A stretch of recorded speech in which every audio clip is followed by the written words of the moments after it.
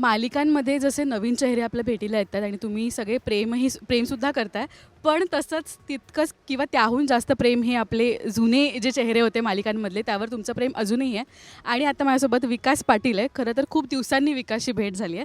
पण काय ते सिक्रेट आहे मी रिव्हील करणार नाही आहे. लवकरच आपल्याला येत्या काही दिवसात कळेल. पण कसा आहेस विकास? खूप स्वागत राजश्री मराठीमध्ये. Thank you so much. मी खूप छान आहे. तू कशी आहेस? मी मजेत आहे. मलाही तुला भेटून खूप दिवस झाले असं वाटतंय. आणि जसं तू आता म्हणालीस की आत्ता आपण रिव्हील करूया नको, पण लवकरच एका वेगळ्या कॅरेक्टरमध्ये भूमिकेमध्ये टेलिव्हिजनवर मला पाहायला मिळेल लोकांना. So I am also very excited. आणि इथे म्हणजे ती प्लेस पण मी तुम्हाला सांगणार नाही कोणत्या सेटवर मी आहे, ते लवकर कळेल. पण विकास, मला एक कॉम्प्लिमेंट तुला द्यायची आहे की तुला मी आधी ज्या आम्ही मालिकांमध्ये बघत होतो, तू आत्ताही तसाच दिसतोयस आणि दॅट इज सो ग्रेट की तू स्वतःला इतकं छान मेंटेन केलंस. बरं मला सांग, काय तुझ्या फिटनेसचं सिक्रेट आहे आणि काय तुझं रुटीन असतं? रुटीन विचारशील तर बेसिक जे आहे ते आहेच आहे. डाएट थोडंफार करतो. पण मला असं वाटतं की वेगळं काही करण्यापेक्षा ते म्हणतात ना, थोडंसं ते माझ्या आईकडलंच माझ्यात आलं आहे की फार काही न करतासुद्धा माझ्या आईला आता तू पाहिलंस तर तिला बघूनही तुला हेच वाटेल की अरे ही तुझी आई आहे मी अशी यंग. सो जेनेटिक आहे थोडं. सो त्याला पण म्हणजे आईला बेसिकली क्रेडिट दिलं पाहिजे. आणि त्याचबरोबर बेसिक ज्या गोष्टी आहेत, जिमिंग चालू आहे, चांगलं खातो आहे, जेवढा प्रयत्न आहे सेटवर पण असतं, पण तरीसुद्धा सेटवर पण जास्तीत जास्त मग घरनं डबा आणणं असेल किंवा मग आणि मेंटली थोडंसं फिट राहणं, मेंटली आपण हॅपी राहणं मला असं वाटतं सर्वात महत्त्वाचं आहे. सो ते करण्याचा प्रयत्न थोडाफार आहे. सो त्याच्यामुळे आहे. आणि तुझं अभिनयाचं करिअर, तुझं जे काही काम होतं, प्रेक्षकांनी बघितलं, प्रेम दिलं, त्याहून तू पर्सनली कसा आहेस, एक माणूस म्हणून कसा आहेस, हे बिग बॉसमधून सगळ्यांनी बघितलं होतं. कट टू आता बिग बॉसचं 5वं सीझन सुरू आहे. बघणं होतं आहे का? आणि एक सीनियर म्हणून बिग बॉस कंटेस्टंट काय एक थॉट्स आहेत तुझे एपिसोड बघताना? हां, आता बिग बॉसचाच मी एक्स कंटेस्टंट असल्यामुळे काय चाललं हे तर याबद्दल सगळ्यांनाच उत्सुकता असते. तशी ती मलाही आहेच, कारण मी एक्स कंटेस्टंट आहे की काय चाललं आहे, कोण कंटेस्टंट आहेत, सध्याचा हॉट टॉपिक काय आहे. सो माझं बघणं होतं, म्हणजे असं नाही की रेग्युलरली फॉलो करतो आहे. पण घरी गेल्यावर माझी बायको पूर्ण एपिसोड बघते, त्यामुळे मला एकतर रिपोर्टिंग कळतं की आज काय काय झालं एपिसोडमध्ये. आणि फारच असं इंटरेस्टिंग असेल तर मी स्वतः मग घरी जाऊन, भले ते उशीर झाला असेल तरी मी I try to watch the episode असं. बिग बॉसमधून आहे ना, तुझी आणि विशालची मैत्री जी अजूनही आहे आणि ती सगळ्यांपर्यंत पोचली होती. खरं तर एका गेममध्ये अशी ही मैत्री असू शकते हे आम्हाला तेव्हा कळलं, पण आत्ता तसं बघायला मिळत नाही आहे. कुठेतरी ते लॅक होतं आहे.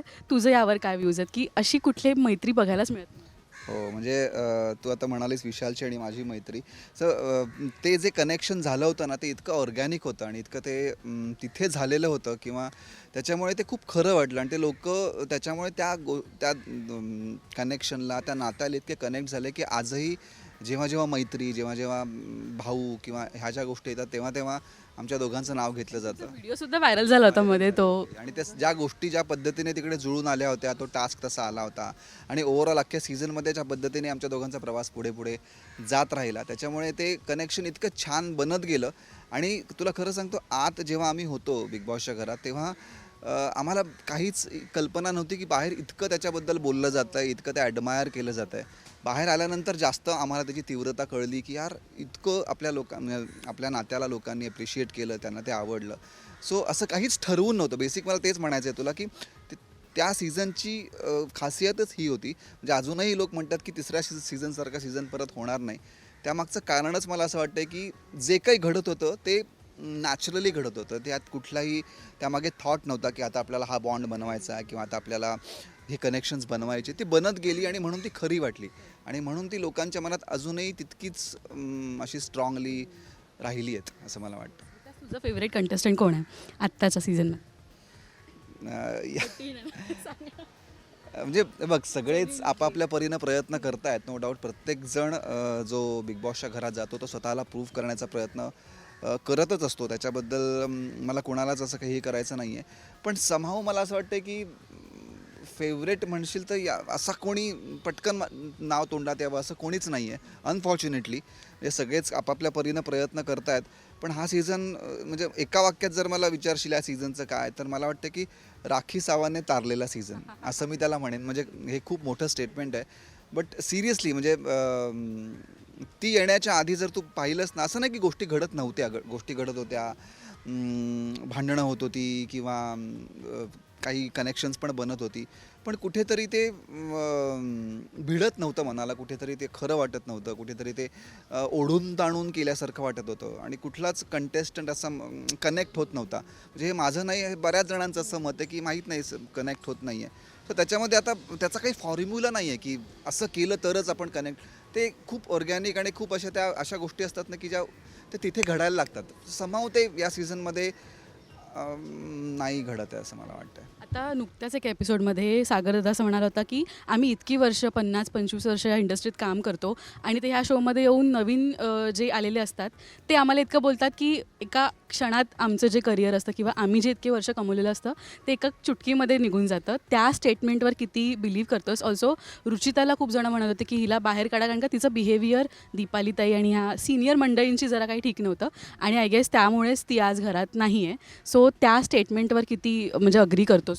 नाही, मला मला खरंच तो बोलायच्या आधीपासूनच ती गोष्ट मला त्रास देत होती. म्हणजे जसं तू आत्ता म्हणालीस, रुचिता ज्या पद्धतीने दीपालीताईशी किंवा बाकी सिनियर लोकांशी बोलत होती, ठीक आहे, भांडणं होतात, मतभेद होतात, पण आपली एक रिॲक्ट करण्याची एक पद्धत असते किंवा एक एक लिमिटेशन असतं. आणि दीपालीताई असेल, सागर असेल, या लोकांना म्हणजे मी काम करायला सुरुवात करण्याच्या आधीपासून मी तिला ॲज अ हिरोईन मराठीतली बघत आलो आहे.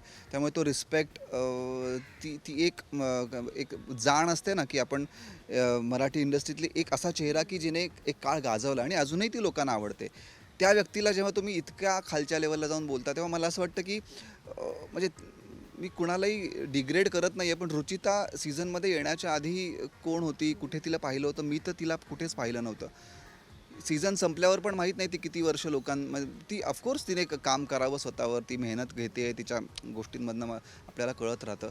पण एक अशी गोष्ट असते ना की जर ती ती ती एक थिन लाईन आहे, जर ती तुम्ही क्रॉस केलीत ना तर तुम्ही एक व्यक्ती म्हणून, एक माणूस म्हणून लोकांच्या नजरेत कुठेतरी पडता. तुम्हाला असं वाटत असतं की तिथे मी खूप बोलते आहे, मी खूप पण हा रिस्पेक्ट तुम्ही ठेवला पाहिजे. नॉट ओन्ली ती खूप चांगली ॲक्टर आहे दीपालीताई, बट ती फक्त ॲक्टर आहे म्हणून, एक माणूस म्हणून पण जेव्हा आपण वयाच्या अनुषंगाने बघतो, तेव्हा आपण घरात असू तर आपण आपल्या घरातल्या लोकांना किंवा आपल्या आजूबाजूच्या लोकांना अशा पद्धतीने बोलतो का? मग का तुम्ही फक्त बिग बॉसच्या घरात आहात म्हणूनच तुम्हाला अशा पद्धतीने वागायचं आहे की मला काहीतरी एक्स्ट्रा करायचं आहे? नको ना, तू जशी आहेस तशी वाग.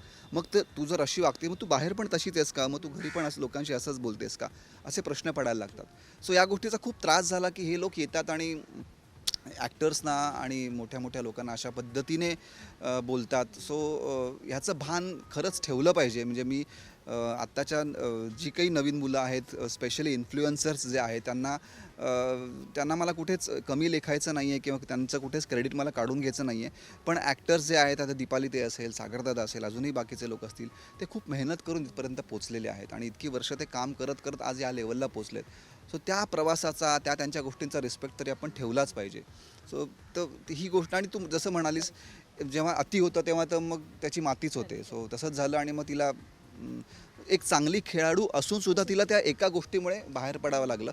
मला तर ती टॉप 5मध्ये दिसत होती, पण मध्यंतरी तिने ज्या काही गोष्टी केल्या त्या खूपच जास्त ओव्हर द टॉप होत्या. सो ती जेव्हा बाहेर पडली तेव्हा मला फार वाईट नाही वाटलं. जसं तू म्हणालास की फेवरेट सांगणं कठीण आहे, पण मला सांग टॉप 5 तरी सांगू शकतोस ना की बाबा हे असू शकतात किंवा तुला हवेत की हे असावेत?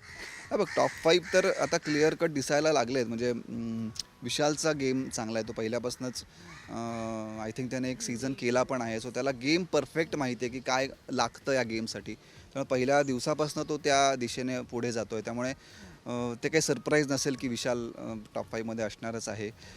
Tanvi is also doing good. त्याच्यानंतर दीपालीताई पण मला दिसते आहे टॉप 5मध्ये. Rakesh is also. राकेश पण म्हणजे असा फार काही खूप ग्रेट गेम वाटला नाही मला त्याचा, पण ज्या पद्धतीने स्वतःला त्याला कंपोज ठेवलं आहे, तो त्याचा चॉईस असेल. कदाचित मला असंच राहायचं आहे. सो आपण त्याला रिस्पेक्ट करूया. राकेश दिसतो आहे. आणि अजून कोण नाव आहेत? सागर, दीपाली, विशाल, तन्वी, राकेश, अनुश्रीची पण चान्सेस दिसतात मला, की मला वाटते दीपालीताई आणि अनुश्रीमध्ये थोडंसं टफ होईल की त्यांच्यापैकी कोण जात आहे पुढे. सो हे टॉप 5 आता तरी दिसत आहेत. आता पुढे अजून काही दिवस बाकी आहे, त्याच्यामधल्या काळात काही होतं आहे का?